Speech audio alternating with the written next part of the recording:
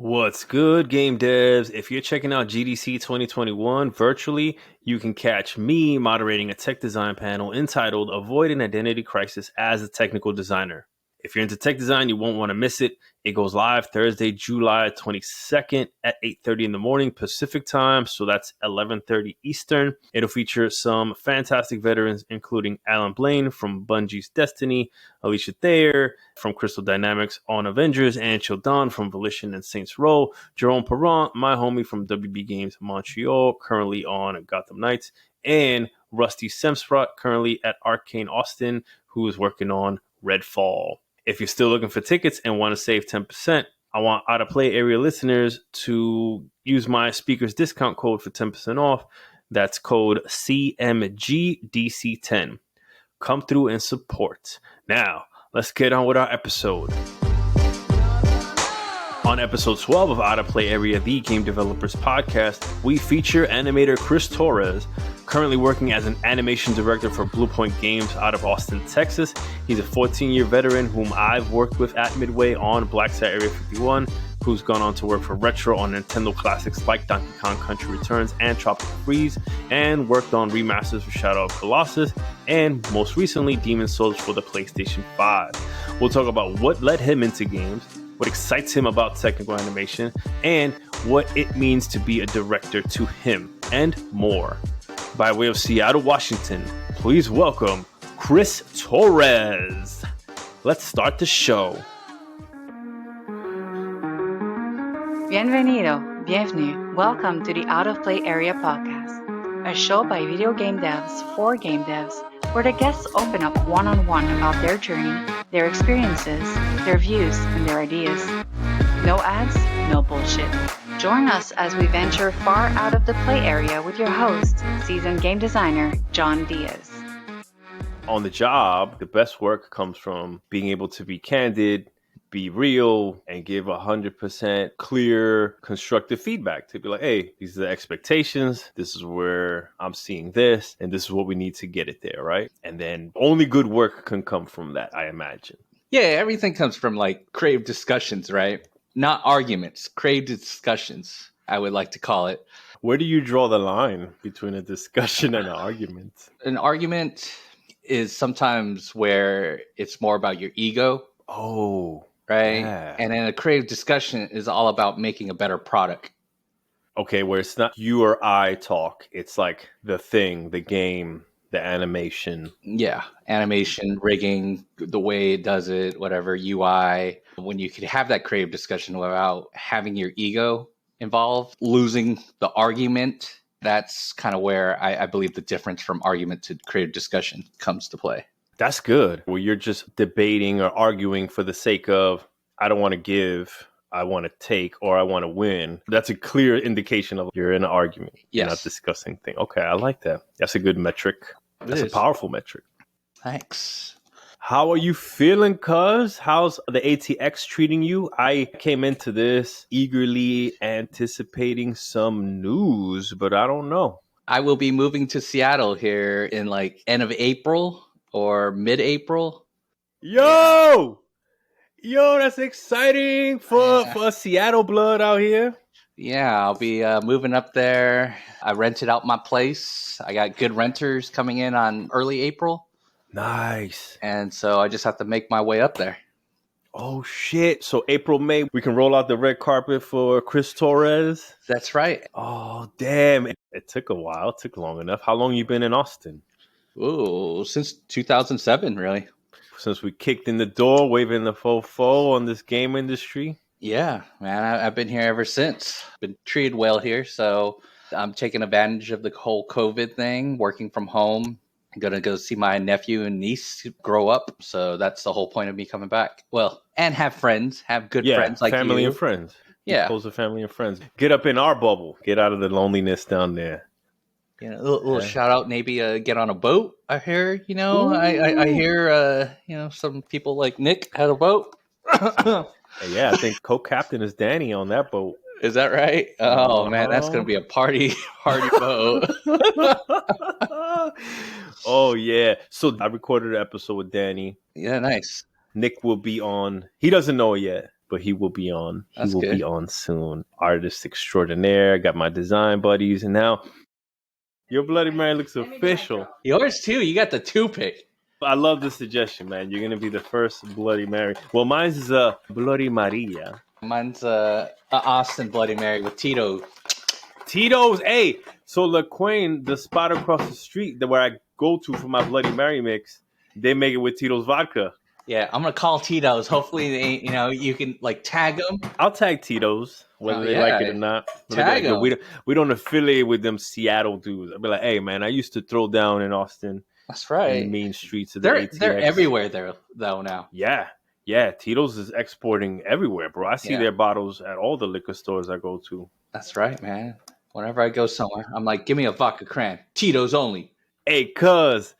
Santé salud. Salute. Cheers, man. It's something about that breakfast in a glass. How do you like yours, man? I got mine. I'd be like, yo, I want spicy. So they do horseradish, Fresno chilies, and pickled something.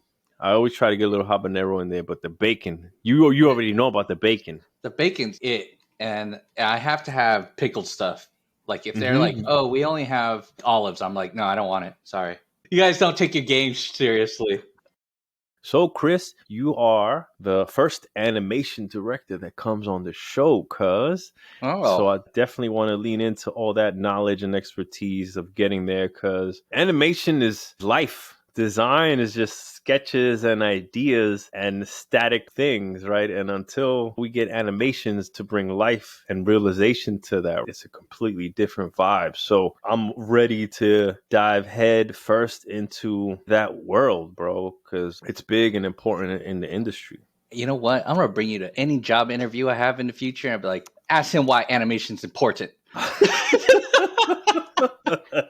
I'm curious. I want to know, what was your original intent? And I want to know if it was games, because I suspect it might have been something else when you went to school for animation.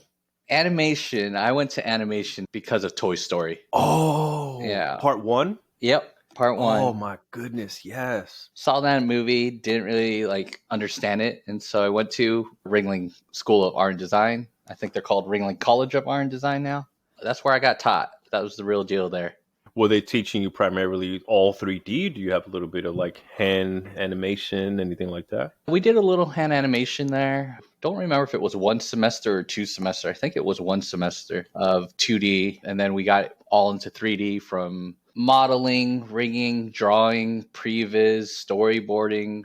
I mean, every little bit. They were mainly focused on you getting into movie industry. Okay. Not as much games, but they did start a game department right before I graduated. I think they started that program. What was the big movie at the time? What was the thing that was like, oh, this is the bar right here? While going to school? Yeah. Wow, that's a hard one. I'm wondering if it was like Lord of the Rings or something like that. It wasn't like those kind of movies that brought me into it. It was more straight 3D, like Pixar movies, like Finding Nemo, Incredibles. That was a huge one. Because Incredibles was their first time doing humans on screen with hair and real crazy facial expressions. Yeah, it was a little more stylistic, right? There was other companies out there that were trying to do more a little realistic and get those human features, which never really worked as well. But when they did stylistic is when it was great, because they weren't trying to make them look human, really. They were trying to make them like your Sunday morning cartoons, you know? It worked out. I mean, Incredibles was crazy too, because for a little while when I was in Sarasota, that movie came out and they had in the movie theater, probably AMC. Hopefully AMC go up in stock. you got stock? Call out to AMC. Call out. Hey, double down. Hold on. They had the window decals and everything, and they had Incredibles stuff. So I was like, hey, can I get this? And they're like, yeah, just come out after the movie, done showing, and we'll give you all these things. So they had this little logo of the Incredibles posters. They were like window vinyl. Yeah, it was sticky on the windows, and they had just the eye logo, Incredibles. So I stuck that in the back of my car, on the back window. Yeah. And anything, got that. And then I had this big Mr. Incredible, and I stuck that on my sliding door. So what was it about Incredibles that you just kind of fell hardcore fanboy about? I mean, it's that whole superhero, Yeah. It was Yeah. superhero, and it was about family. Totally. Totally. Which, if we want to get meta about it, is what's bringing you back up to Seattle after running in the Whoa, Dirty A for over 10 years. Yeah. that's crazy. I didn't even think about it that way. It's a big part of your life. I owe it all to the Incredibles. So Incredibles came out. Toy Story from Pixar drove you down the animation path. Incredibles is prominent, again, from Pixar and Disney. You're in Ringling. You're still going through the curriculum at this time. Yeah.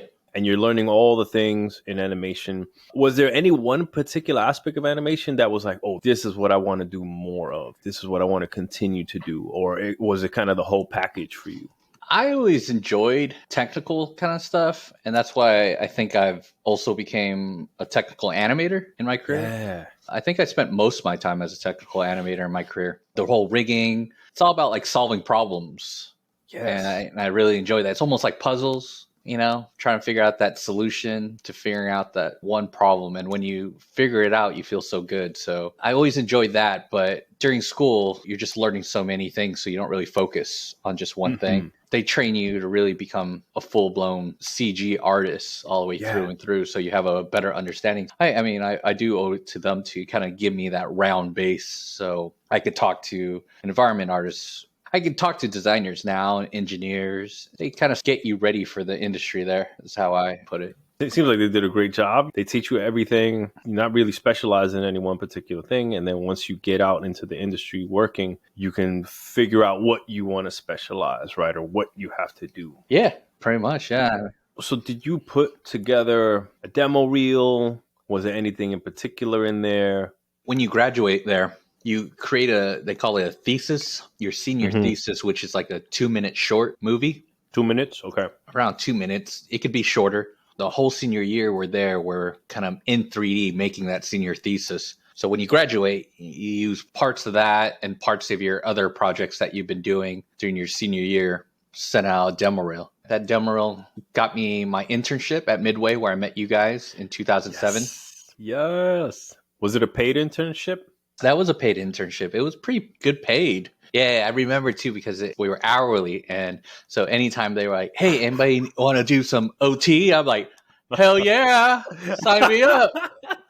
At least you guys had the option, man. For us salaried folk, bro, it was just do or die, right? Like, it's our name on the content. It's like, hey, it's going to be as good as you make it. And that's why you always saw me in the trenches, head down, deep into the late hours. Oh, now you know my secret. It's because I was getting paid hourly. Motherfucker. Hey, props to you, because you were super generous with your OT, because you would always be like, hey, let's go out to eat, let's go out to drink. First round's on me, or whatever. I was just like, I can't turn that down. It was a great time. It's those friendships and memories that you'll always remember. I mean, money, you could always make more money is what I've always been heard. It's more about the memories you make. There's so many fucking memories from Midway, man. I look back and the team that we had, the people that were there, we had this amazing balance of extremely veteran people. I don't know about you, but I know I had a lot of design talent to look up to and aspire to be and learn from, right? Like Harvey Smith, people like Scott Lang, people like Scott Carpenter, Brian Hess, people like this. And then in my immediate circle, right, we were all kind of coming up hungry, kind of learning from each other. Did you find that you had that at Midway from an animation perspective, or even from like a management director lead perspective? Yeah, I mean, I can think of a few people that still my friends today. They were my bosses. It was like Nick Carter. He was more the technical animator there. That guy did Gollum in Lord of the Rings. Yeah, he was all over Weta. He told me about that. I was like so jealous of that guy. I was like, man, I want to go work at Weta and go to New Zealand. But he was like, man, it's a lot of work. You're just always working. I was like, okay. Who else was there? Mookie Wisebro. Yeah, one of my favorites. Still a good friend of mine today. Didn't he help you move? Yeah, dude. He's super nice. I mean, I'm still on we're on family plan together for our phone. Hey, that's serious then, man. That's serious. Well, I always say that real friends will help you through tough times or, hang out. But like true friends will help you fucking move, man. Pack and load your shit and unpack it and unload it. That's a real commitment right there. Yeah. And so now, as old as I am, when someone says, "Hey, Chris, I need help moving," I said, "Hell no, I'll donate like $50 to you. I'm not going to break my back or anything like that. I'll give you $50. That's 1/4 of hiring movers for 2 hours." There you go. Oh, yeah. Man, I was cheap labor. I like lifting heavy shit for whatever reason. And all you got to do is tell me, hey, beer and pizza on me, and I'm there. I'm like, hey, I'm going to get a free workout, and you're going to buy me pizza and beer, and we get to talk shit and kick it. Psh, I'm there. See, the difference between me and you is that you work out. I don't. And so my old age. You just eat smart. You just eat smart. Who else was there? Oh, Tony Bonilla. Tony Bonilla. Yo, that guy, for sure. I'm glad you mentioned that. I have not heard his name in ages. And again, right, I was extremely junior. First game, first job, whatever. And he was super approachable and humble and would school me. Anytime I'm asking him about like, yo, Octo Dog ain't doing the thing. I'm trying to hook up this animation. He would school me, no problem. Speak to me in plain English. You know what I'm saying? Never condescending. Super excited about his job. I love that dude. Shout out to Tony. Yeah. Talk about schooling. I would school that guy on ping pong all the time. Ooh. So that's the one thing, man, I think was huge over there is that they had a ping pong ladder, which is like a bracket system. And when I heard about that, I was like, ooh, I'm going to get into this. You would start all the way at the bottom. Yep. It was probably like 20 deep, probably. Yeah, it was around there, 20 or 30. Because everybody played ping pong. There was engineers, designers, animators, artists, audio guys. And that's how I met a lot of people in a short time because I was only there for like 2 months and a half for my internship. How did it work? Like, did you have to go manually challenge people or send an email or something? Yeah, you send an email. And then there was rules too. It was like, if you email this person twice and they forfeit, like they say they can't do it, then you just jump ahead of them. And then you can only like challenge people like 3 or 4 steps above you or 5 steps above you. Nice. In the ladder. And so that's where I met Tim Little. He was the tech director there at Midway at the time. Yeah, he was like head of tech at Midway. It was I remember whenever I think about like our amazing tech stack, I think of 3 names. I think of Tim Little, I think of Stephen Hurd. Stephen Hurd, yep. No, Steve Bromley. Yeah, British dude.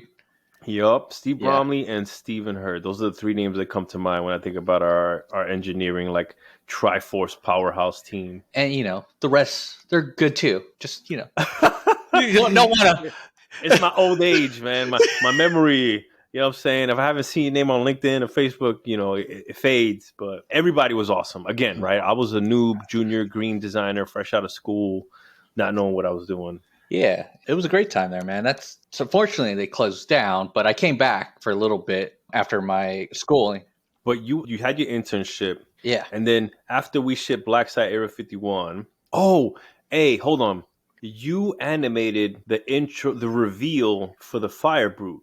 Yeah. Was that your baby? Yeah, that was your baby. Brute. Okay. So I don't know if you remember, but I felt like we were just hanging out by proxy, right? Like beers, food, whatever, overtime. We're just hanging out and kicking it. But I want to say that that's how we had to work together, in that the reveal for the Fire Brute was not my level. I believe it was the level before me, but it was in my level on top side where you fight the dude for the first time. Yeah.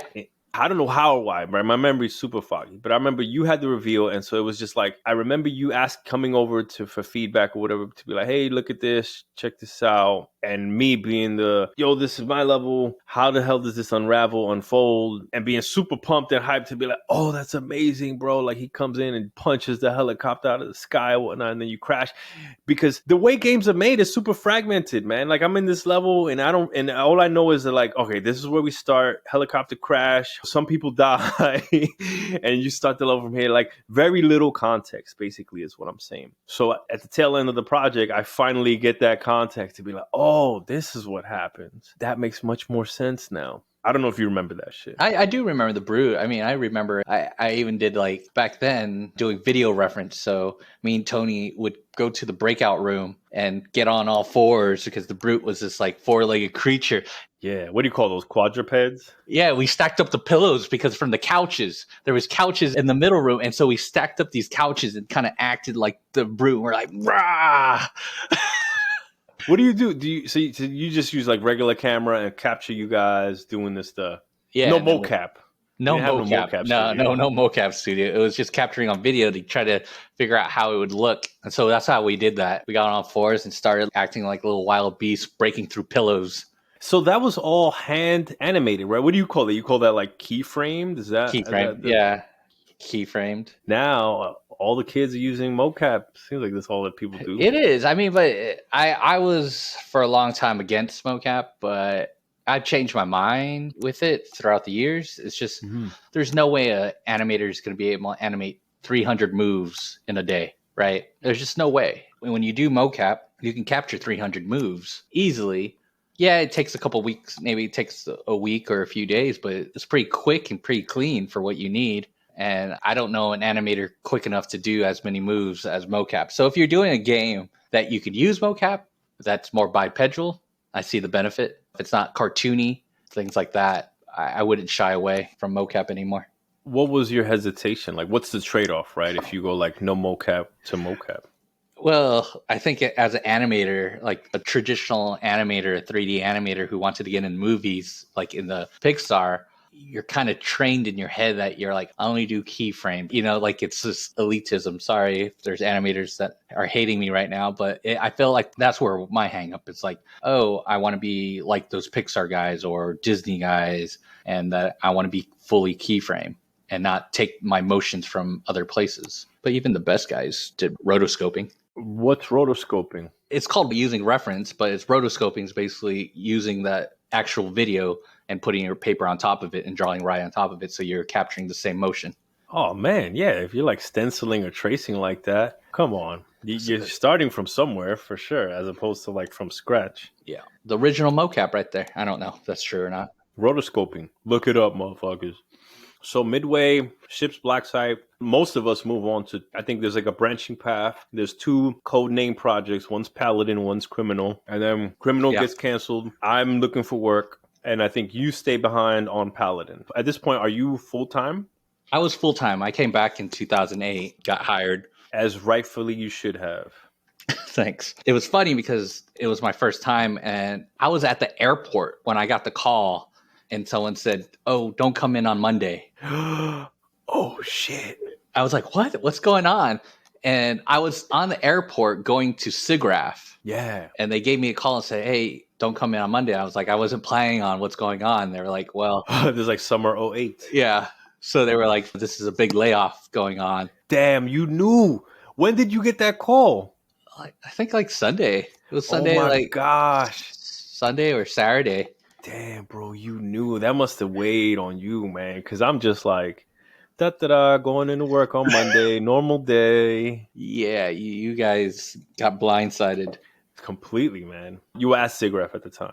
I was at SIGGRAPH, yep. And so I basically was there for a week while the rest of you guys cleaned up, got out. Yeah, it became like a small 30-man studio by the time we got back, maybe 30, 40 people compared to like it was 150 to 200, if I'm right. Yeah. So yeah, I stayed on Paladin, but the news of Midway was just all going bad, really bad, and it wasn't looking good for Midway at the time. Even though that project was awesome, man. You guys had amazing talent, and I remember the reference and the visuals and the prototyping on Paladin looked amazing. Right, and it was really harnessing vanilla Unreal 3 strengths, right? Yeah. You guys weren't trying to do anything crazy with it that it wasn't meant for, like open world streaming and things like this. Yeah, open world. But it looked awesome, man, and the theme was powerful. I'm curious, bro. Like, I don't know too much about that time, right? I just know the scope of the project, the people you work with. But now Midway is like a small team. And what's going through your mind at this point, right? With all the news coming in and housing bubble bursting and things like this. Big project getting canceled. Well, like at the time, it was a little scary, right? Because they help you relocate. And that's like $10,000 to $12,000 of relocation fee. They're doing the good friend bit. Like, hey, I'm not going to help you. I'm not going to move for you, but I'll pay for you to move. So yeah, Midway did that, but there was a 2-year clause on that one where if you leave before 2 years, you would have to pay for it. Yes. And so I felt like I was like somewhat trapped in a way because I couldn't really look for a new job or else I would have to pay for that money. And I was like, oh, I'll just wait. Which is a lot of money, bro. 10,000 might not sound a lot to people that have been doing this for a while, but back then when you're first breaking in, that's a lot of cash to have to fork up at once. That is. So kind of stayed around and they saw the potential in Paladin and the group. And so they kind of offer us benefits for staying. And then eventually, I think we were trying to shop Paladin around. Mm-hmm. And it was a little hard time for everybody because the whole economy was going kind of down in 2008. Everybody, not just games, yeah. Yeah. And so nobody was really trying to invest millions and millions of dollars into a game, which is sad because we did have a really good group of people and it would have been great to continue it. Yeah, because you see a few of the other Midway studios like NetherRealms got picked up by WB. I forgot the other Midway projects. I feel like Wheelman got picked up by somebody. There was one called Vegas that was up in Seattle. Did that get picked up? I don't think so, bro. Paladin should have got picked up. Again, like, don't give me money because you give me money, bro. I know where I'm investing that shit. Like, I'm not meant to be a suit. All right, bro. So Paladin, you see the writing on the wall. You're kind of handcuffed because they relocated you. Eventually, as history tells it, Midway goes bankrupt. Yeah, Midway goes bankrupt. And I remember the day that they had to shut down Midway Studios. I think I learned this lesson. So when doors start to close a lot more often, you know things are going down the drain because all the leads doors started closing and having private conversations. So these are the signs to look out for. Yeah. So yeah, they closed down. And when a studio closes down and they like to take care of their people, they give you a little severance package. Like how long were you good for? It was around 2 to 3 months. Okay. So I think we were released on 2008, December, around there. Yeah. Early December. I was just sitting around with my roommate who was working for BioWare at the time. Is that Andrew Loretta? That was Andrew Loretta. What we call him? What's his nickname? We call him Sauce Man. Happy Feet, whatever, man. That guy would dance the night away. Oh, yeah. He's a great guy to party with, man. Yeah. Old EA blood. Hell yeah. Oh, I was just sitting around, man. I would be grabbing Jamba Juice every day, waking up at 10, turning on my Xbox at the time, playing some Halo. Oh, I think we got 2 months severance as well when Criminal got blown up. And so, as I understand it, 2 months severance is pretty sweet and pretty generous and not the norm for people that were only at the company like a year or so. Yeah, for less. Or less. Yeah. I was surprised that we were going to even get severance because, they were filing for bankruptcy. So I was like, well, shit, we're going to get anything back? But anyways, I was just sitting there just playing Halo every day, man, going to Jamba Juice. And that's where I would see Dougie every once in a while. Doug Burton, he came onto the show. He was the inaugural episode 1. Yeah. So we would see each other there every once in a while. And eventually, one of the guys that I was playing ping pong with, Tim Little, hit me up on email sometime probably late January. He was like, hey, we're looking for an animator. So it's like a month later. Yeah. He was like, hey, we're looking for an animator here at Retro. Are you still looking? Is Retro Studios Nintendo, right? Like Metroid Prime, Donkey Kong. Yeah, Donkey Kong Country Returns. So I applied there. And I eventually got the job there and were hanging out over there for 7 years, I believe. 7 years? Damn. What was that like? Is that like, hey, here's my demo reel? Or is it because, hey, you're being referred? That one I had to use a demo reel for. Do you have to polish it up with all your Midway stuff? Honestly, I don't think I showed them any of that because it was only... I showed them what I graduated with. Wasn't your best work? Is that what you're saying? No, Midway had good stuff. I wasn't really computery at all as heavily on video capturing. And so all the video I was capturing there, it was captured at 24 frames or something a second. And so it was blurring and making it really blurry. Yeah, different frame rates. Yeah, yep. I get it. And so I don't think I used that. And I just showed them my original demo reel and eventually got hired. Had to compete out from a couple other people is what I've been told when I got that job. So what exactly does that mean? there was other companies going down, or a lot of people didn't really have jobs. So there was a lot of other animators in the industry applying for the same job. It's a fire sale for talent, right? Midway's closing, a few other places closed. Yeah, there was quite a bit of applicants, and I wormed myself in with my wit. With your wit, meaning if on paper you guys all have good skills, who's kind of like the cool guy that beats my ass in ping pong kind of thing? No, I think it's like who you can see yourself talking to, you know? Okay. On a daily basis, who you see yourself grabbing a beer with, kind of deal. Like if guys were out back in a smoke break, even though I don't smoke, who would you want to be talking to? You know, there were certain people out there that if you were out on smoke break, if someone would come out, you would all just go back in. Damn. It's horrible to say, but sometimes like happens. There's certain people that you just don't click with. Sure. Right? That's just human nature. That's just the way the laws of attraction and chemistry work, right? Yeah, Yeah. So because of your nature, your approachability, the way that people just enjoy your company. I think. I vouch for you, cuz. Thanks. Yeah, I was there for a long time, and there's still people I talk to today. I consider friends and family there. Yo, Nintendo, man. Nintendo, to me, for all intents and purposes, I know my roots. I know the industry, Atari. But Nintendo, for me, for when I go back in time and talk to little John Diaz, is kind of where it all starts. The OGs, the originators, Super Mario Brothers, Zelda, Donkey Kong, Star Fox, things like this.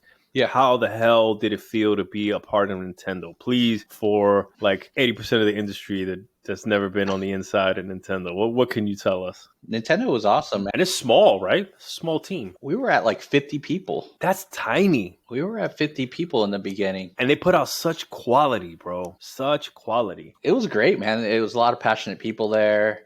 That's where I started really talking to everybody really a lot more there and trying to figure out how all the games worked. I mean, I grew up on Mario. Those memories that you would have with you and your brother playing Mario. Fighting over who's Luigi. Yeah, it was one of the best times. I mean, animating Donkey Kong and Diddy Kong. Icons. And so expressive. Like Nintendo games are very special because they don't rely on natural speech to convey emotion. They're super emotional through the facial expressions, through the body language, through the gestures, right? Because they try to make their games internationally approachable, right? Yeah, universal, in a way. Universal, yeah, that's a great word. They think about those kind of things, colors, facials, shapes. I mean, design language has to be universal. Amen. Yeah. So at Retro, what was different about the job as an animator than what it was like at Midway? Oh, well, Midway, when I went back, I was the solo animator. It was me and Nick Carter, because I was 12th man on team coming to Paladin. And so I was the only animator with Nick. And so going to Retro, you had a lead animator, and then I think there was like 8 other animators. So I was coming in to another place with just tons of animators and tons of senior guys there. So no ping pong table. So how do you get down, man? How do you establish dominance and the pecking order? Everybody was super cool, and everybody wanted to just kind of help each other get better at animation. It was the wild, wild west back then at Retro. Everyone would rig their own characters. We would all kind of have animation, and you would work with a designer and just kind of figure out what animations you needed. It was crazy. Plus, we didn't have Perforce back then. What the fuck? How do you make a game without source control? We didn't have source control. They had it on the IT side, but we were all through network. Like shared drives? Like just straight up sending files over the network? No, we were working off the network branch and running our game off the network branch. So if someone checked anything in, it was live right at that moment. Let's be fair. So the only thing you're running the risk of is that there is no source control to roll back. Like, hey, this is broken as fuck. Let's roll back. You would have to go through IT. Okay. I think that's manageable on a 50-person team. That's extreme as hell, but I guess. It was different. But the problem is, like, sometimes as artists, you would work late at night, like 7 or 8 o'clock at night. IT wasn't there. What do you do? So if you break it, people are mad at you because it was live, right? Because at one time, like somebody could break it, and then the next time you try to run it again, it would be broken. You wouldn't know why. again, you can't go see revision history like that. You have to go to IT, right? To be like, Yeah. all right, when did some? And then you Wow. would be like, I need it like from 3 days ago. Damn. Yo, Nintendo runs lean. God damn. They're cutting costs everywhere they can. They just were used to their old ways. And then the next Sure. project, we had Perforce. Okay. You guys made enough of a, hey, postmortem, this is how we make things better. Get fucking Perforce. Yeah, it was crazy, man. I still remember that. I still laugh at those days because if you break the game, man, you were the most wanted man. Everybody's hunting you down. Were you ever the culprit? One time we were, but me and a friend of mine, we were staying late, and I was like, "It broke. How did it break? Help me! Help me! Help me, please!" And this guy, he was a good Street Fighter player. So What? Yo, tell Yeah. me more. This guy, What Street Fighter though? Which version? It's the version I hate. I hated that version. Third Strike? Was it the third strike with the forward block parry? Yes, Third Strike. Yeah, That's the one we had at Midway. Me and him used to play there, but he used to kick my ass all the time with Perry. Yeah, I just couldn't do it. He used to play Yugo. Was it Yugo? Another big the dude? grappler. Yeah, like Zangief. Who you play, Ryu? Of course. Yeah. Mm-hmm. He would whip my ass all the time. So yeah, that game is amazing, and if you got parries down, you got the advantage for sure. That's exciting about retro. What were the games you worked on over there?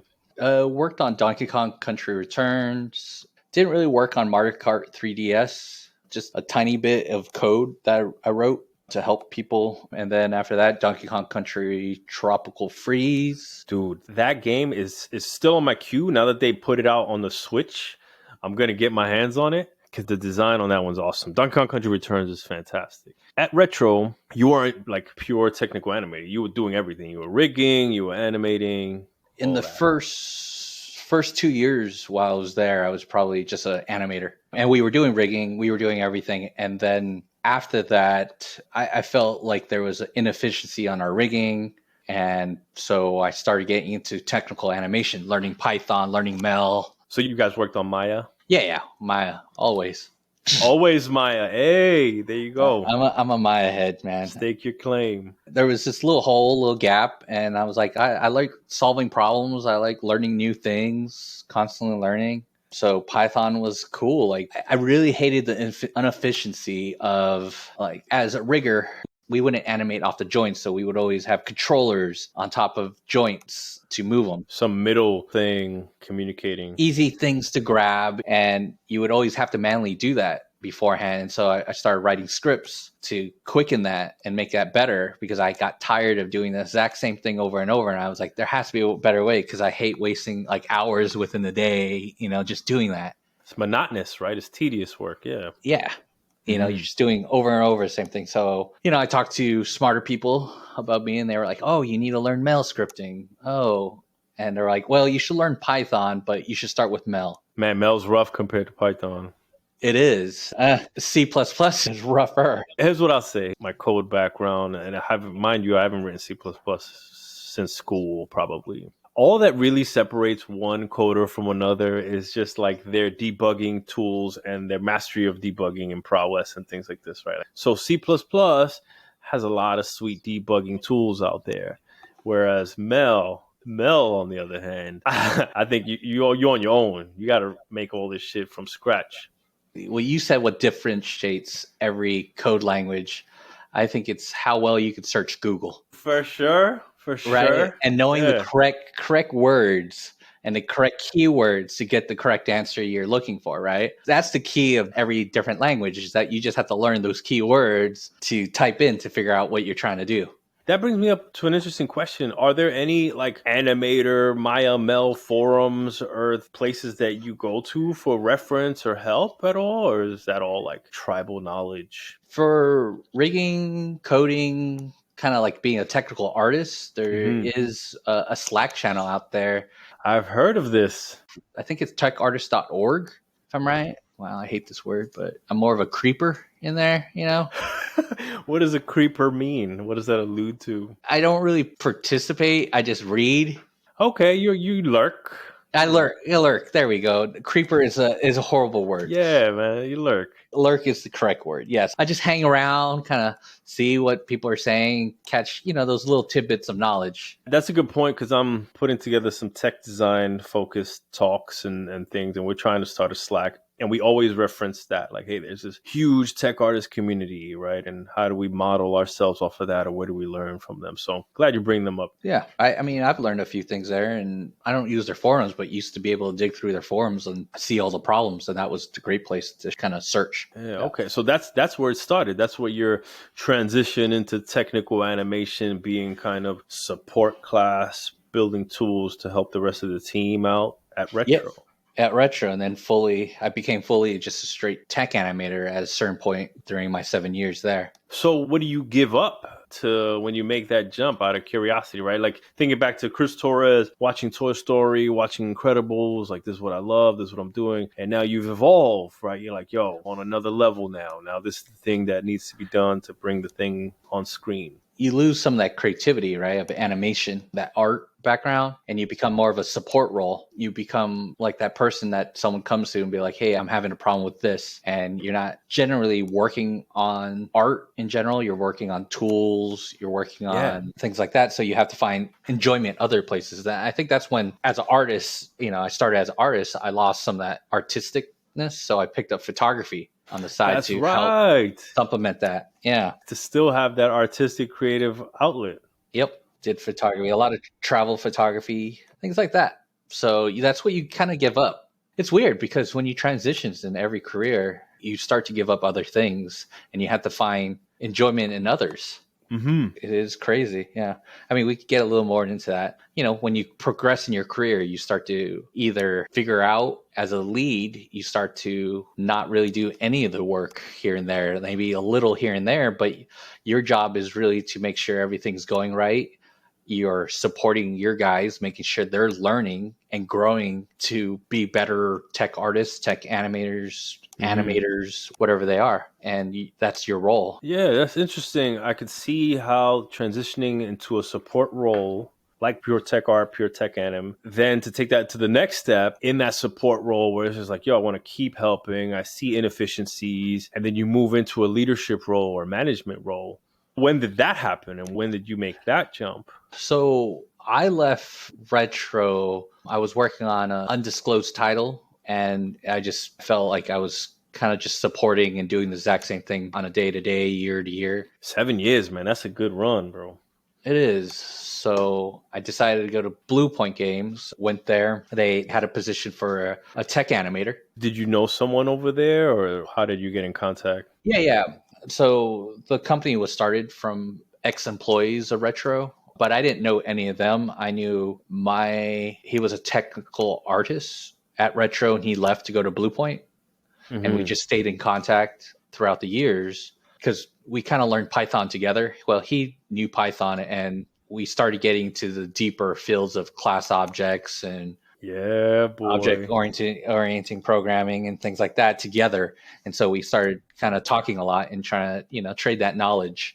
That's so helpful, man, when you have someone going through the same problems as you are and being able to bounce ideas or trial and error with somebody is super helpful in learning anything, but definitely coding. Yeah, it's super helpful. So he left and he was like, hey, we need another tech animator. We're planning to do more animation in this game. Do you want to come over? And I was like, yeah, let's talk.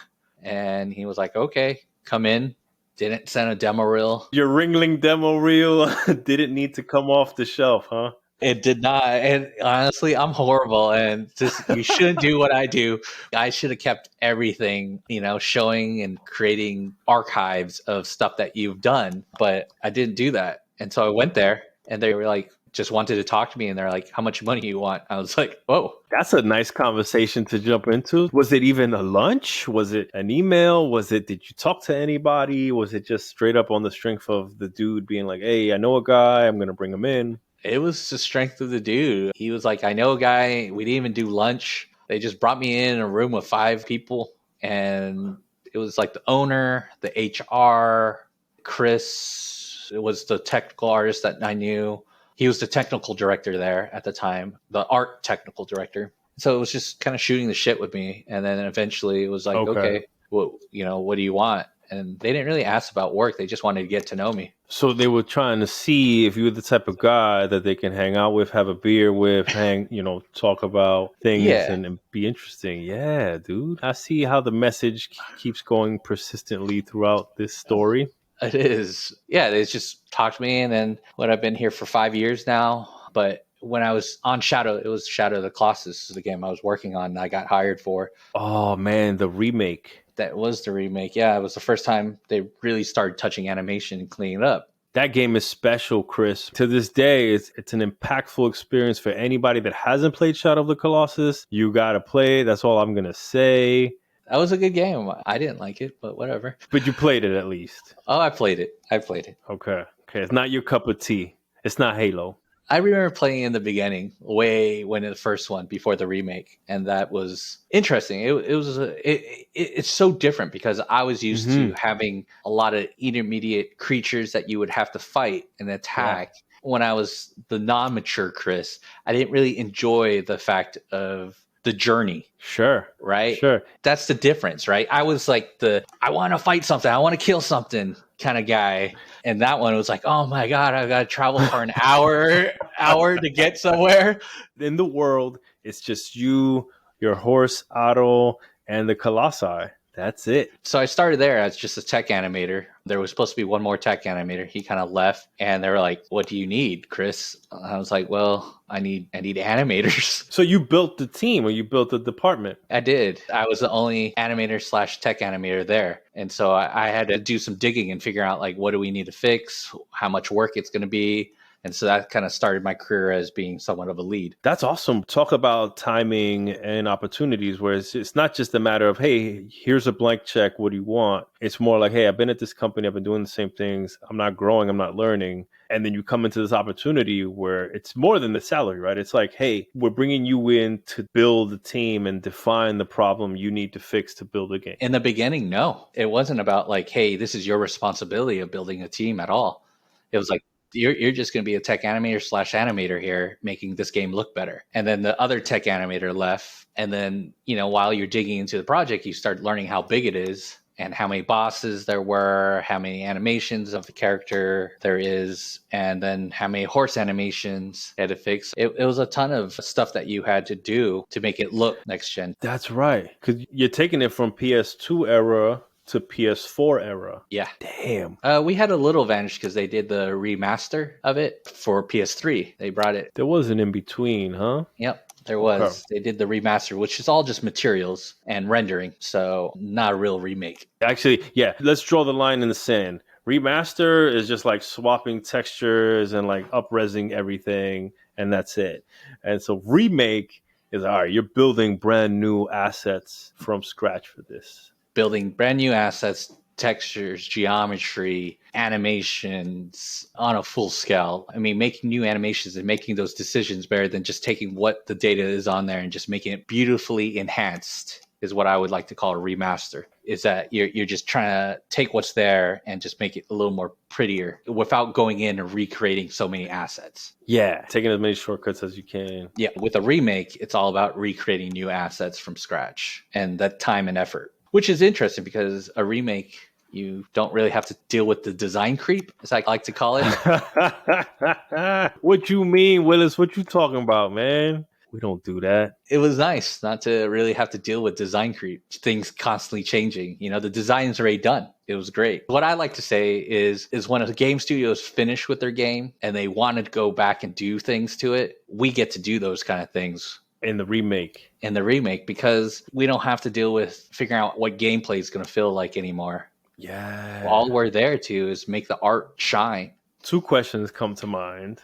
You mean to say that you don't absolutely love to work with design after you've worked hard on an animation to get it just right? You don't like to come back and check with designers? What the fuck's up with that, Chris? No, I like designers. It's a breath of fresh air sometimes when you don't have to deal with it. So I will say this. I think you bring up an interesting point in development, right? That the nature of what we do so often is we're spinning all the plates at once, right? You're like driving the bus as it's on fire and rebuilding the engine to the finish line, right? And things are Yep. falling apart and you're trying to glue them back on. In an ideal world, this shit is much more waterfall than agile. In my opinion, design would come first, art would come behind it to be like, all right, based on the design, here's what the world's going to look and sound and feel like. And then that gets locked down and then handed off to animation to be like, all right, bro, this is how things interact in this space based off the design. And then you pass it on and so forth, right? To audio and then QA, right? Like in my naive experience, that would be the ideal setup, but it's never like that, right? You're figuring shit out, things are changing, you got to rebuild things. So to your point, I can see the appeal of having locked gameplay, and then your only concern is realizing that to the nth degree, right? Like how high polished can we make this feel and look? Yeah. So it's just a little different idea of what gameplay is and how that's done. So yeah, it was great. Different, but good. Dude, so 5 years in, and I see you making broad strokes to be like, yo, I'm trying to keep leveling up, trying to improve the culture, the workflow, enhance the team, and you're an animation director. And being the first animation director on the show, man, I want you to take the floor and talk me through what it's like being a director. What do you see people stumble that could be done better? How do you approach empowering your team and leading the discipline to do bigger, better, greater things? Yeah. I mean, it's always a learning process, right? We're all Yeah. constantly learning. If I feel like once I stop learning, I'll die kind of deal. Or you look for another job. Or you look for another job. That is correct. Yeah. But with the first project, Shadow, I had 2 animators in-house, 2 animators kind of part-time doing some cinematic work for me on that project. And so that was like a 2.5, we'll say three animators that I had to manage at the time. And I was the sole technical animator where I was doing all the rigging, all the problem solving, figuring out like what are the things that we're going to try to polish, make look better, blend better, play the game constantly and try to figure out what looks so bad to make this not a next-gen game. And during that process, you learn that everybody is a different personality, right? Yeah, different personality types on a team. Nothing you do, you can't say this is going to work for everybody, right? Like certain people, like certain animators want more feedback more regularly, like on a daily basis. Some animators just want to be left alone for 3 days. Some animators don't want a work of 10 things that they have to disseminate and try to figure out what is priority. Some animators just want one thing at a time. That's so true. People work in different ways, and you learn that some people just want to be like buddy. Some people don't want to be buddy. And so you start to learn that you can't just say everyone's going to do it this way and that's it. Mm-hmm. You got to mold and adapt to the different types of people on your team. I like that, right? Because it makes it a more human job, right? Where it's about relationships, it's about knowing the people. It takes a lot, I think, actually, right? To invest yourself in knowing and identifying the type of people you're working with and what motivates them. I imagine that takes some time. It does. I should be doing this more often, but it's something I started doing after that project is starting doing one-on-ones with my guys, even if it's 20 minutes. Nice. How often? I should do it more often, but this is once a month. It's just a time for us to kind of just talk and see how everything's going and build that bond outside of somewhat work. And it gives them a consistent understanding of time. This is your time with me to talk about everything. And it's my time to say also like, hey, I think you're doing these things are great you're doing. And then these things that you're not doing as great and you can keep on working, or just even saying, I see you working on these things. Mm-hmm. And it's a great acknowledgement, right? That a lot of times if you go through game dev, you don't really hear that from people at all. Like, hey, you're doing a great job. Oh, I see, John, that you're adding better per first notes into your check-ins. And I can see that in your per first notes, you're doing X, Y, and Z. That is the time that helps reinforce the good things of also that a person could be doing. Keep doing these good things that you're already doing. You may not think I notice, but I do notice, and I want you to keep doing more of it. Yeah. I mean, it's one of those. It's also, hey, where do you want to go with your career? And how can I help you? Yeah. The biggest part is when you do something like this as a manager, is that people don't have follow through. When you say people, are you talking about the manager or the managee of the report? It comes from both sides, right? Both someone wants to say, I want to be a senior animator. You say, hey, I want you to figure out what a senior animator does. And if they don't follow through or come back with it, it also falls off to the side. So you have to have follow through as an employee, especially as a manager, that if you say you're going to do something, you better do it. For sure. I can respect that, right? Like you can only, to beat the old ass analogy, right? You can only lead a water to a horse, right? But they got to drink it kind of thing. That's fair, right? Like I think that's what I look for in my leads, right? Is to remind me of the things I do well and highlight the things I could do better. And definitely let me identify where I want to go and help lay out some type of path to that, right? But it's up to me to kind of spell out what I want to do and then take those steps. Correct. Those one-on-ones come valuable, and I believe everybody should kind of take that into the roles, having that one-on-one and make sure it's consistent. Yeah, and I'm sure that you guys have all the usual Slack channels or whatever to have direct conversation. I'm curious what would happen if you make those more frequent, right? If they end up being like bi-weekly or weekly. I'm curious what difference might happen. When we used to work in the office, we used to see each other on a daily basis, right? Except for Saturday and Sundays, right? So I'm worried that there comes a time when also as a manager, you don't want to micromanage somebody. Yep. You have to feel like that they are trusted. A level of autonomy is key. That's the way I like to work, right? I like to have autonomy over what I'm doing when I'm doing it. Yeah. I mean, certain people work better that way. So you also don't want to have that micro. And a lot of times your talks become more just like, hey, I think you're still doing great. What's going on with your life, or what's happening, and especially good now. Yeah, man. That's what I'm about to say. Like in this era of the pandemic and work from home and disconnection, that's what I find my one-on-ones being a lot more of, right? Like it's less like work and more about like personal life, right? Yeah. I don't know. As a manager, you just care, and you have to be like, hey, I'm here, and I might not have all the right answers for you, but I'm pretty sure we can go find those answers together if you need help. Those are the things. I mean, it's different. I mean, especially with the next project that I worked on was Demon Souls remake. For PS5? Yeah, we did that for the PS5. That's a launch title, no? That was a launch title. Tell me about that, man. I've never been on a launch title. I've been told launch titles, and I can see why they're so hard to do, right? It's because there's a lot of pressure to make sure, you have to get it done. A lot of people don't want to sign up for that kind of stuff. Because it is hard to make a good game, and it's just a lot of pressure. You sign up for something, you kind of have to do it. You got to see that follow through. I suspect too that it was a rolling target. Like I don't think PlayStation had their launch date until like Xbox dropped their launch date. Unless you guys knew already, like, hey, this day, this one has got to be ready. No, I think what they did was just kind of, we had a general idea. It's one of my favorite things. Is like I've been reading lately and more, but seeing lately is like, make a plan, take that plan and throw it out the window. Okay. Why is that? You kind of make a plan. You just say, hey, I think it's coming out in November, right? And so that's all you could shoot for, right? Or something like that. Yeah. But when there's all these deciding factors that come into play. And so you can't schedule every little bit of it. And so you just make a general plan and you lead your troops that way. Mm-hmm. And you basically have to throw that plan away because things always get in the way. How has that served you? Is that kind of your general strategy in warfare these days? I think what you have to do is just plan, but you plan loosely and you adjust. You have to be agile.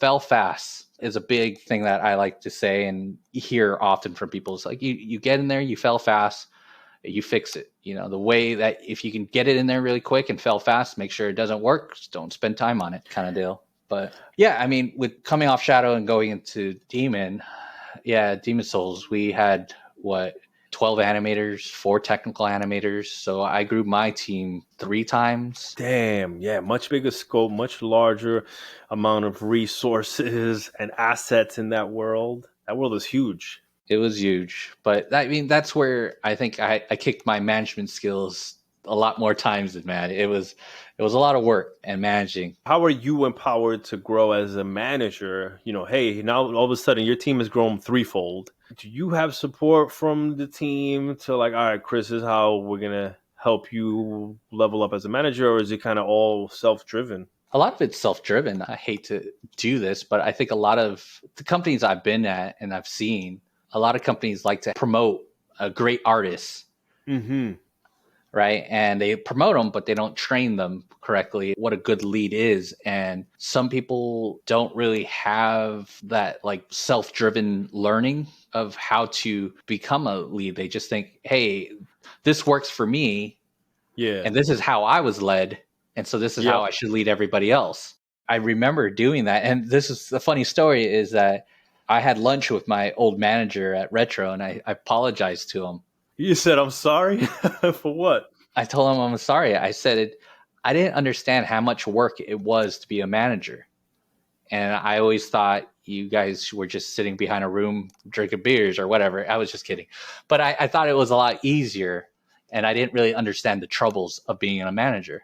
And so I apologized to him because, I thought of you wrong. I thought you were just neglecting me, but it's a lot of work. That brings up a word that's come up a lot on the show as I talk to people in game industry and the development process, right? And it's how do you go about understanding the shoes of the other person? And empathy is a word that comes across as we can always learn more, apply more, do better with, right? It's like, hey, I'm a direct report and I think my boss's job is super easy and he's not doing a great job at it. I can be more empathetic to be like, okay, realistically, what is my boss's job? How bad could it be? How hard could it be? And in the other direction, right? Like, I'm a boss, I'm a manager. My direct report is good, bad, whatever. I'm going to put myself in their shoes and try to see it from their perspective. So it sounds like until you were a manager, you didn't know what it was like. And once you were able to empathize more with other managers or your previous managers. Yeah, it is. Empathy is, I think, if more people had empathy in this world would be a better place. Mm-hmm. And that includes me. I could use a lot more empathy. I feel like you have a natural, maybe not natural, but you have a strong association with it, right? You are a big people person. I think you are on the high end of having great people skills to communicate, to talk, to welcome, to invite, to make people feel comfortable, to take a shitty situation and make it like, hey, this is not that bad. It could be way worse, right? Like, let's do our fucking job, right? And stop complaining kind of thing. Yeah, to a certain point. I mean, I think I grew up, I was a Navy brat. And so, I moved every 3 to 4 years, and that made me start to adapt. You have to make new friends every 4 years. It made me stronger to be able to go to a place and start brand new and meet friends. I mean, school was difficult. Let's be honest. Shit, yeah. There's cliques, there's bullies, there's everything out there. And when you're an outsider coming in, right, how do you permeate? How do you like break into those groups? Yeah. And luckily, I mean, I only had to do that at a younger age and not really like high school, because that's when it starts to get. High school's rough, bro. I was already established by then, but being started, you kind of have to be that friendly kind of person and start to read people pretty early on. It is a skill, but it's also empathy and understanding those people and what they're going through. I like that, man. Like the ability to read people. Again, going back to the thing you talked about, how I have a team of direct reports, a lot of different personality types, people that want to be managed different ways, things that work for one doesn't work for the other. And you have to be able to discern those and quickly, right? The quicker you do, the more effective your team will be, the better you are, and the project benefits at the end of the day. It's interesting to see your roots as a Navy brat lead to be key characteristics that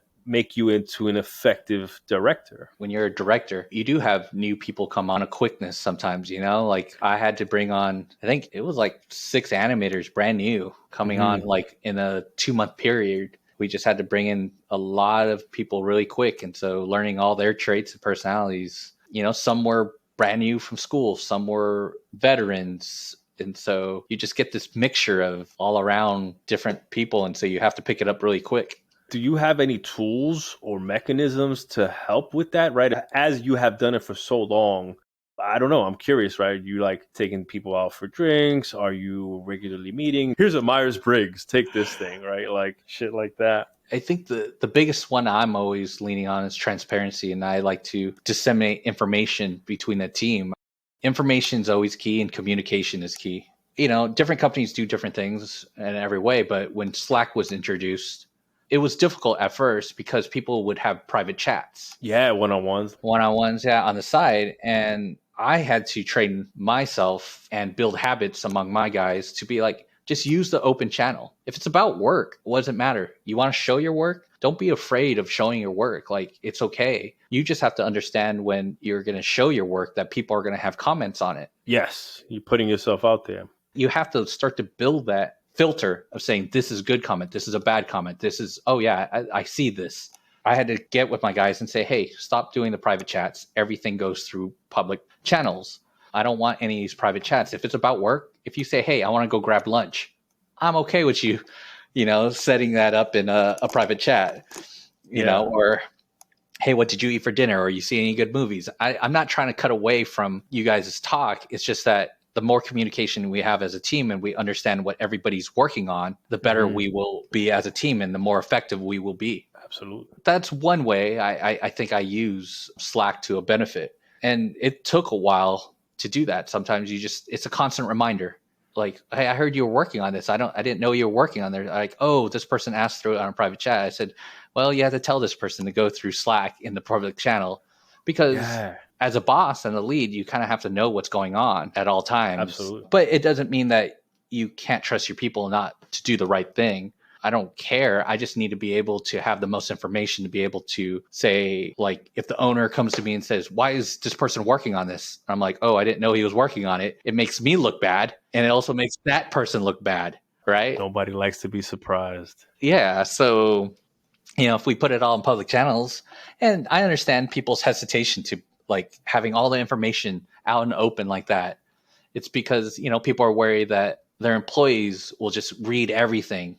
And take too much time doing these things and reading everything. And this is where it comes to, I don't care if my people read everything. If they're getting the work assigned to them done in time and they're doing it at a high level, then does it matter if they're reading all these things? Right? Yeah, exactly. If they're delivering and it's high quality, nothing else really matters. What do you have to complain about at that point? Yeah, if they're doing a great job, that's one route. Another one's just building that team dynamic. Something that we do is, I call it Scrum, but it's not really actual Scrum. It's just a Monday, Wednesday meeting. But I call it Scrum because I say anyone can join it. I don't care if you're in engineering. I don't care in your environment. If you want to join and you want to hear what animation is working on or rigging is working on, you're more than welcome to join.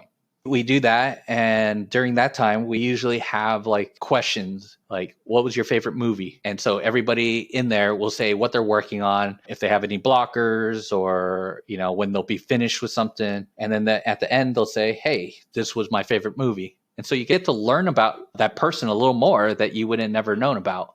Nice. So this is not like an icebreaker to get people talking. This is actually to develop that like personal connection with your teammates. Yeah. Sometimes they'll say, oh, where you want to go on your next vacation? And you're like, oh, I want to go to this small island off Peru. And I'm like, what small island is this? And it's also a way to learn from your fellow people about other things than work.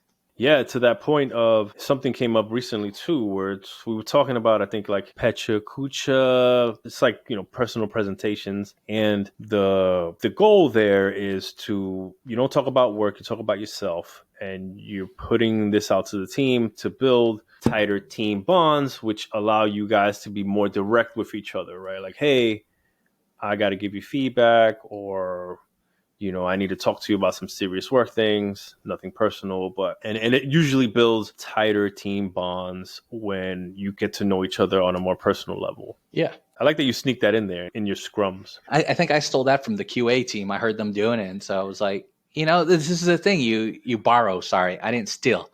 You borrow these great ideas. Like they did the question thing. And I was like, oh, we should do this to spice it up a little and learn more. How did you learn that was going on in the QA? Oh, that's interesting because my office was right by the QA pit.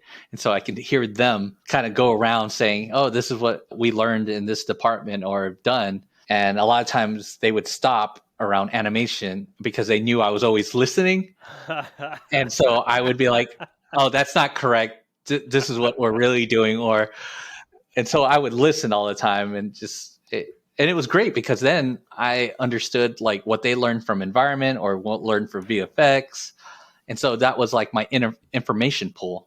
I like that, bro. A lot of people shit on the open office because of distractions and people are loud or whatever. But to that point about transparency and communication and being in the know, it's really helpful for that, right? Open Yeah. offices are really conducive to being a fly on the wall, hearing what the other disciplines, departments, and teams are doing, and being very inviting to pick up information and either correct, right? To be like, hey, I heard you guys talking about this in animation, and actually, let me give you the real story behind that, or the real information, or here's a link, check it out. Or the other thing, oh, I actually didn't know about that. Let's have a meeting. Let's sync up. Exactly. I mean, the more information, the better you can have those. Let's get back to all the way from the beginning, those creative discussions.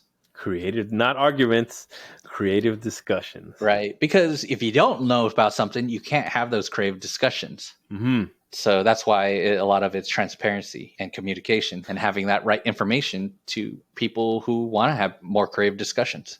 Dope. I like that. And then, so when you talk about the public channels, is this like disciplines, your team specific, like animation, #animation channel kind of thing? Basically, yeah. In Slack, Cool. It was animation.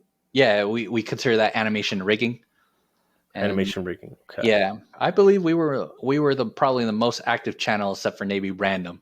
Dope, man. Those metric statistics should help you out when you're year-end reviews and your boss is looking at the things you've done for the year. Yeah. That's good stuff. One other thing is building teams is before COVID, we used to go movie outings or, we used to go out to team lunches. And the one thing Bluepoint was great about is they would pay for that kind of stuff. There's like a team building budget that managers have. Yeah, it was great to be able to, bring those people and have a meal with them. I mean, that's the original way of how you become a family, right? Breaking bread. Definitely, man. I think the times we went out for food together, Wingstop, Alamo, Draft House. Damn, there was this other place.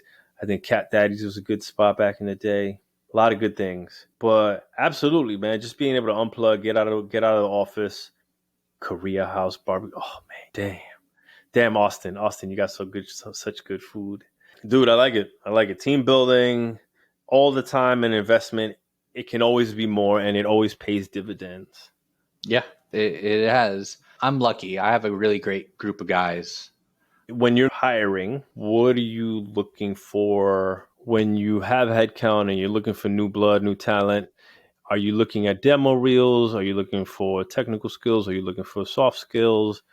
What would you say to anybody trying to break in as an animator in the game industry or particularly for your team? Demo reels is one of the things I look at. I like demo reels that are really just sweet and short and clean. Really the first 10 seconds, I need to be wowed. If I'm not wowed, maybe I'll jump around throughout your timeline real quick. And then if not, I kind of quit out and that's kind of done. I don't really have much time. When you're looking at it, you're looking through so many reels. You're looking through so many resumes. You have to catch my eye. Also, if you have music that I really hate on it, sometimes it gets turned off. Oh, wow. So what do you think? Like, is music needed? Should you leave it out? I'm a big fan component of no music.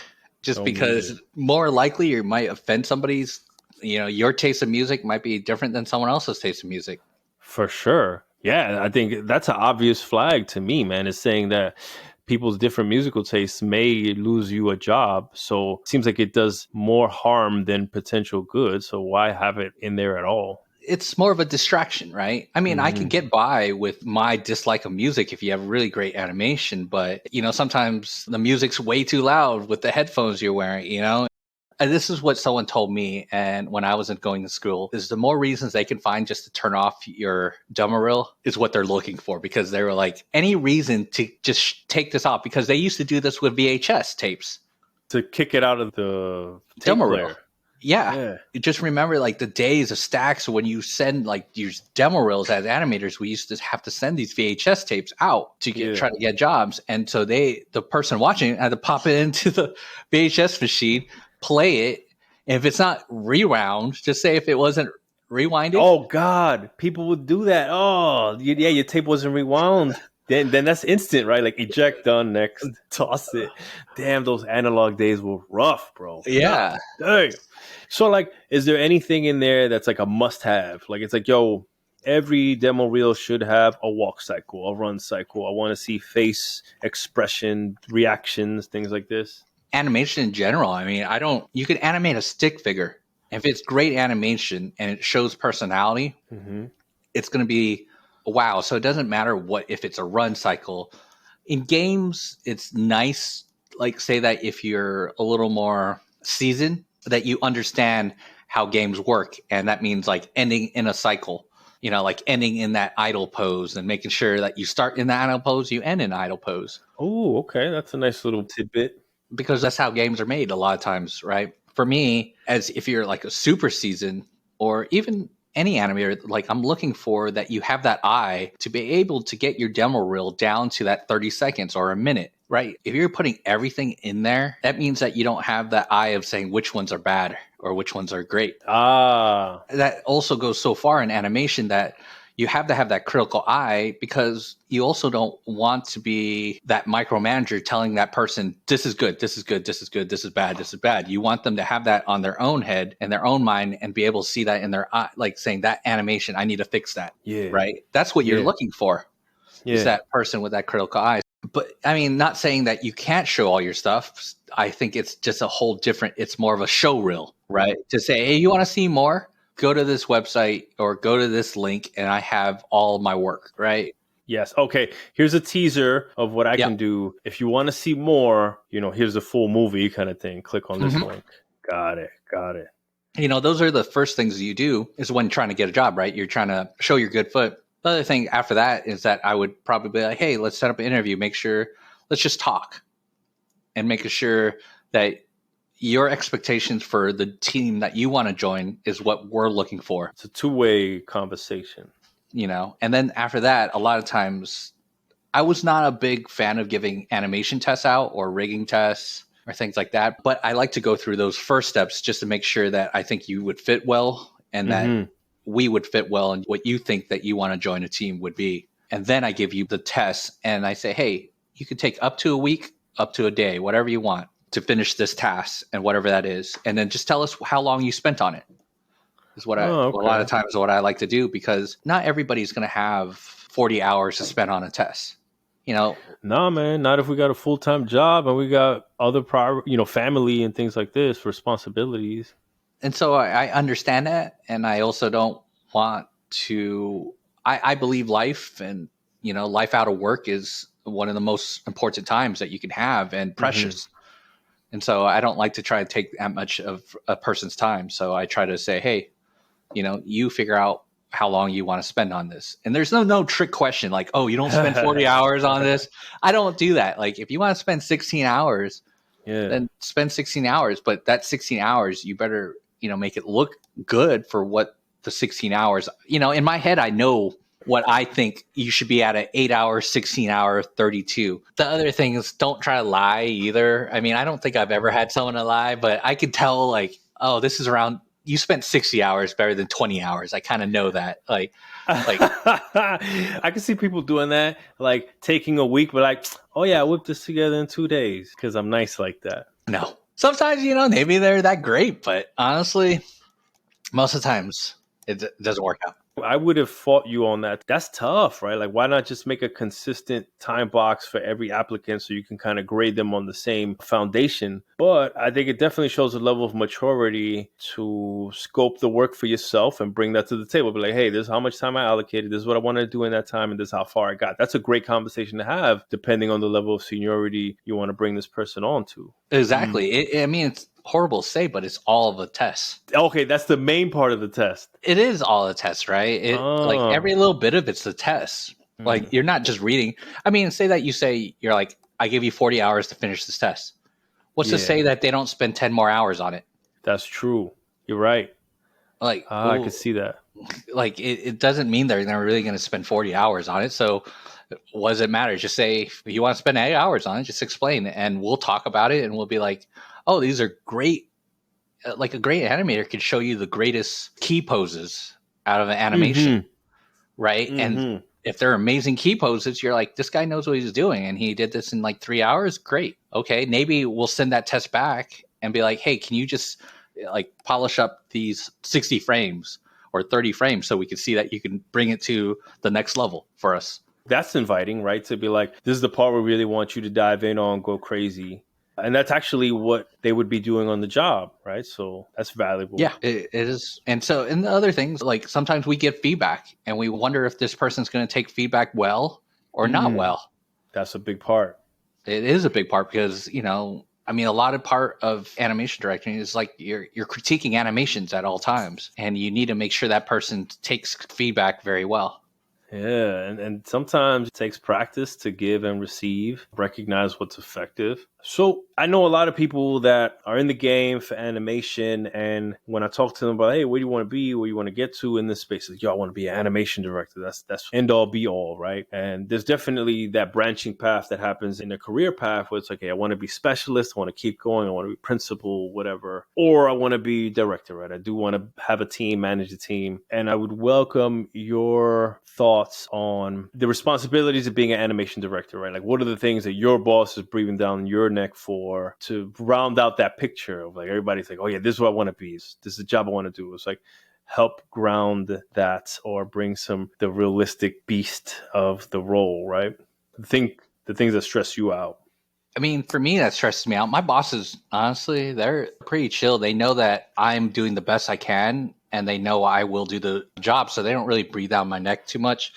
I think it's me. I mean, I'm self-critical on myself a lot of points. And so I look at other games and seeing where technology is going or where animation is going. Let's say like Red Dead 2 and The Last of Us 2. And some of those games are huge. But it never really just falls on animation. Like, I've told this story plenty of times. For Red Dead 2, I was playing the multiplayer, and I was riding by this guy. He was another online player, and he was skinning an animal. And I remember I was like, I'm going to slow down.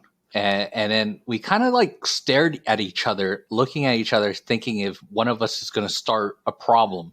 It's suspicious. It's sus. It's sus for sure online.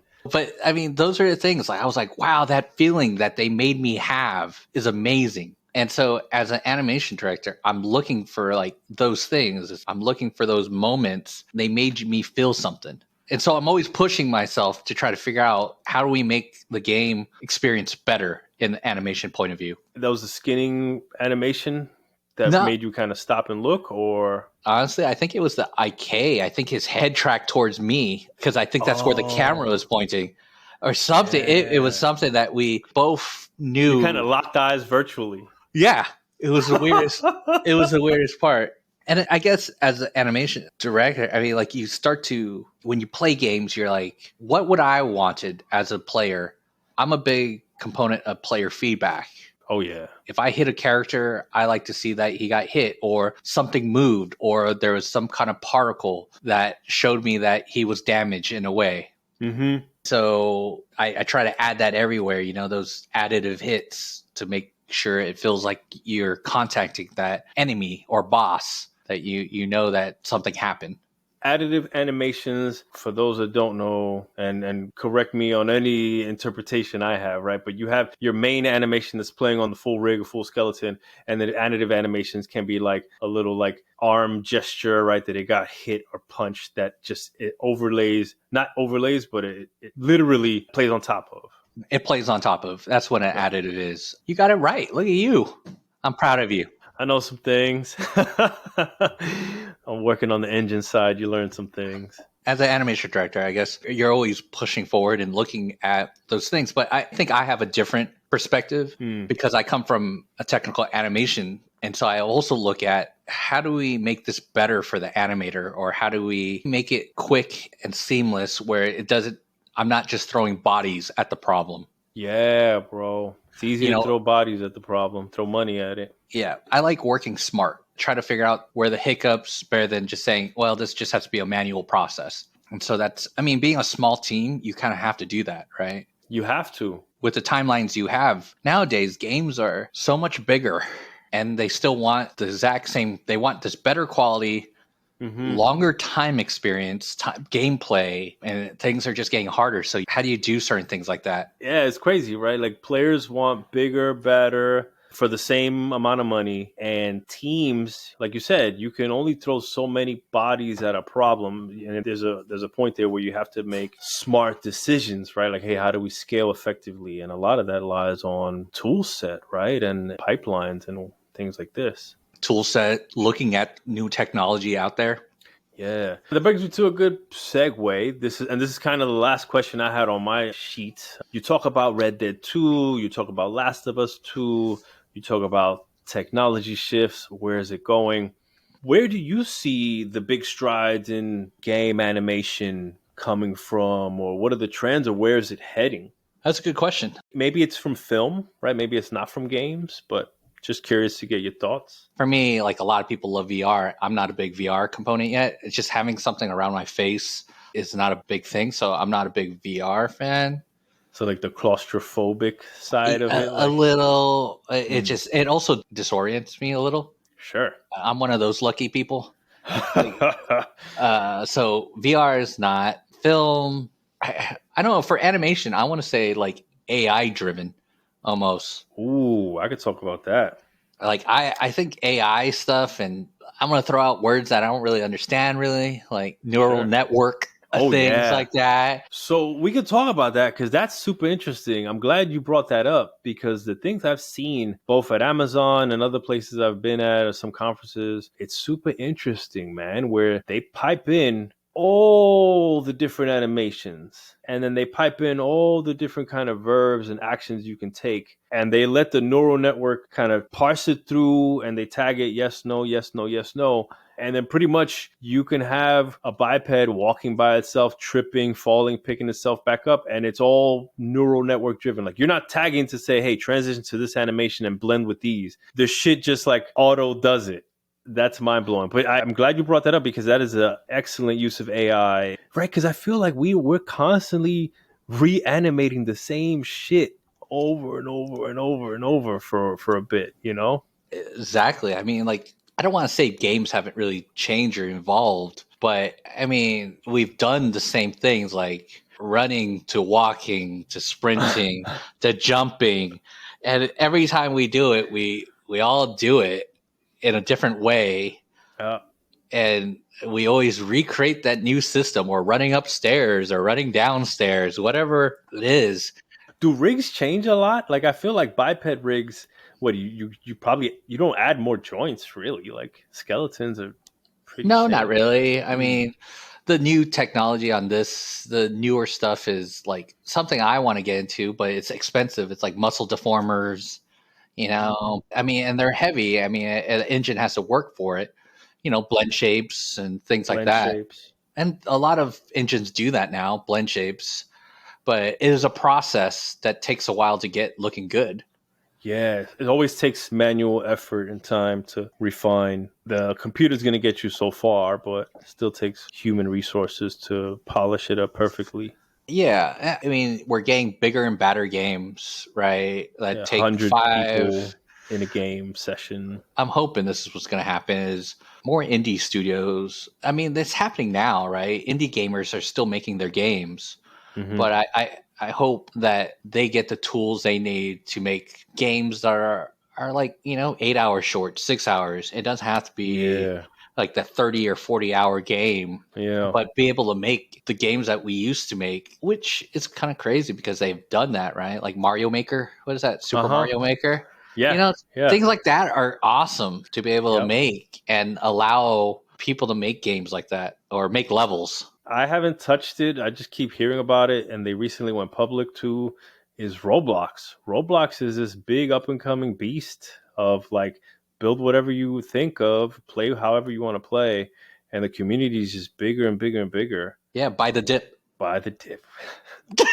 It seems like they IPO'd and then just skyrocketed, bro. I was like, when the hell do I get in on this game? When the hell do I get in? Because you're supposed to come in pre-IPO.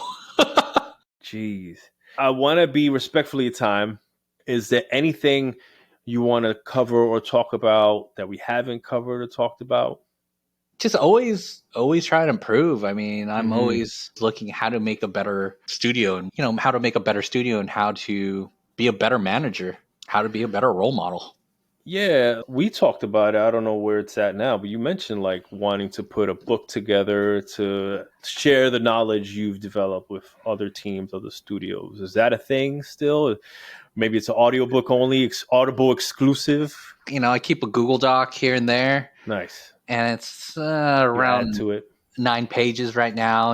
Hey. It's not structured in any way. It's like, oh, this is a great story. Like, storyfy this, Mm-hmm. And so I Mm-hmm. put enough information there for me to figure out how to storyfy. So I'm always a person that's always like starting something new and always wants to learn something new and always do something new. Yeah. And so you have a lot of things going at one point, and then you stop it, you do something else. But this book will always be ongoing for me and self-learning. It's a process. I like that, man. Always be learning, looking on ways to grow, be better at your craft. Yeah, so for animators out there, is there any resources you'd like to share to be like, hey, this is a great conference, or this is a good book, or this is a good talk, right? This helped me out a lot. Be a better animator or tech animator or people manager. Any resources like that you would care to point to or share? Let me think. I think it was a Good to Great. I think Oh, Good Good to Great. Yeah, that I've read Good to Great. I think that was a good book, but the one nugget on that was about the leaders and how all of them, like when you're a leader and you're on the top of your tier, it's never about what you do, it's about what your team does. And they always say like, I'm lucky, or it was because of my team. Yeah, they're not hogging all the spotlight. Yeah, Good to Great by James Collins. Yeah. Yeah. I remember my biggest takeaway was the way that certain companies were built up solely on the strength of the CEO or the founder. Uh-huh. And if they didn't set up the culture properly, that as soon as that guy left or retired, the company went down. Went down. But yeah, that's the thing. It's like when it was all about you and you Mm. don't teach your people and that culture is not there, when you leave, everything just kind of falls apart. The other one was like 4-hour work week. Is that the Tim Tim Ferriss. Ferriss? Yeah, like some of these things are, like you take the little nuggets out of there. And Tim Ferriss taught me, like, don't be the bottleneck. Don't be the bottleneck. Yeah. Hey, Like, that's a good nugget. That's a hell of a good nugget. he was like, I want to own this business, and I don't honestly, I don't want to run it. So Mm-hmm. why am I going to be the bottleneck for that? Like, why does everything have to go through me? Get great people to do things for you. And so that was a big one. That's a good one, man. Like it goes back to your thing on information transparency, right? Like don't hoard the knowledge. Yeah. Put it out there in public channels, document it on the Confluence, let people know about it, make it discoverable, and that'll remove bottlenecks and extend the team. The other one, this one's a leadership and self-discipline. Oh, I don't think I've heard of that one. That was a good one. Leadership and self-discipline, getting out of the box. Who's the author? The Arbinger Institute. Okay. That was a good one. It goes through a story base, kind of teaching you through a story base, and that was a bigger nugget. You just kind of have to see how they represent it. It's a good one. I enjoyed that one. All right. I'll put that on the list, man. Thank you so much for your time, cuz. I mean, I appreciate your time. The ritual we have on the show is if you, Chris, had a good time falling out of play area, if there's anyone you would nominate to fall out of play area behind you. I've been listening to your podcast since the beginning now, and it's the only podcast I've listened from the beginning. Damn. Well, you've been around since it launched this year, so Yeah. that's nice. And this is the only podcast I've ever did an interview for. So I have a few people I've been thinking about, and so it's always hard. I mean, I would love to nominate everybody in my life. Everybody is amazing, and they've all impacted me in a way. But I'm going to go with most recent and kind of out of our bubble. Ooh, someone I don't know. His name is Gavin Moore. He was our creative director for Demon Souls. He's an amazing person. He been an amazing teacher to me. I would call him family now. Family. That's special. He's family. Other ones be like June Mickey. She also works for Sony, and she does a lot of many things. I can't say like what she did in particular, but she made things happen. That's a good trait. She made things happen. And so I would like to get her nominated too. That's dope, man. I appreciate 2 nominations, Gavin and June. We're going to come at you with some invites, see if you accept. It's on you. Chris Torres, bro. We done, bro. Thanks for falling out. I think this is going to be one of the better ones. Again, first animation director, second animator, a lot of awesome insight. And I'm excited. It's big news, you coming up to Seattle. Yeah, I can't wait, man. I can't wait to, since I'm fully vaccinated, I'm pretty sure I can give you a hug. Yes, I'm so hug starved, bro. I look forward to that. All right, man, I'm going to sign off. I'll let you go. Take care, cuz. All right, take care. Thank you. I appreciate you having me on, man. And it's been an honor. My man. Peace. This industry is all about creative discussions, huh? As a tech designer, I got love for TAs like Chris who work to enhance their team's efficiency and write tools to make their lives easier and less error prone. One of my favorite parts in these interviews is hearing what's inspired someone down their path and into the industry. And Pixar's Toy Story is a movie that I feel like most of us can relate to having sparked something within us, as many Pixar movies do. You know I'm a Nintendo fanboy the way I marvel at his time at Retro working on Donkey Kong. I don't care who you are, that's sweet cred in this industry.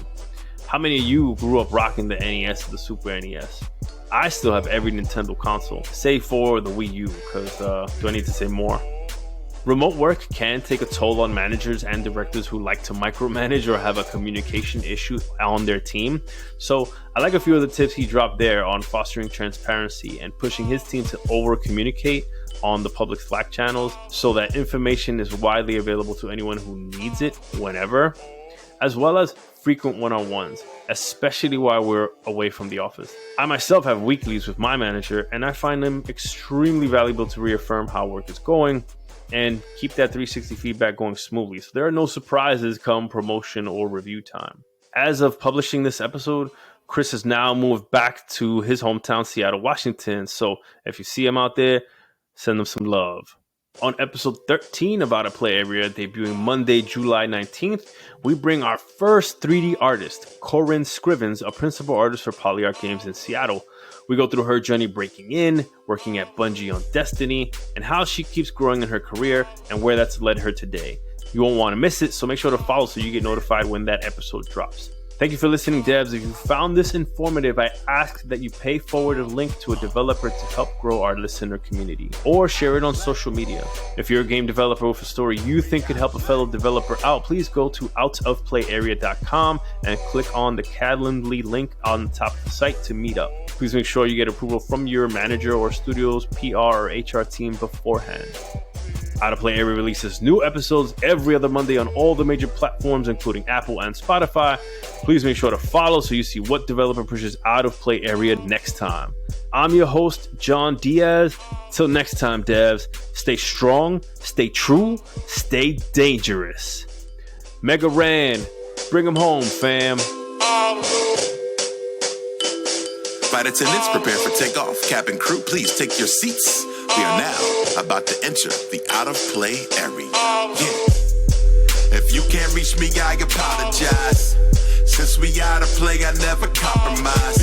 John D, NYC, know we got the vibe. Make sure you hit that follow when you hit subscribe. Out of Play Area Podcast. Out of Play Area Podcast. We out of play. It's just a little something for the game devs. Stay strong, stay true, and stay dangerous. Had to switch the styles for a challenge. Best thing out of Harlem since young Miles Morales. A new podcast comes to provide the balance with game dev veterans and rising talents. Out of play. Welcome to the Out of Play Area Podcast, a show by game devs for game devs, with no ads, no BS, just the real.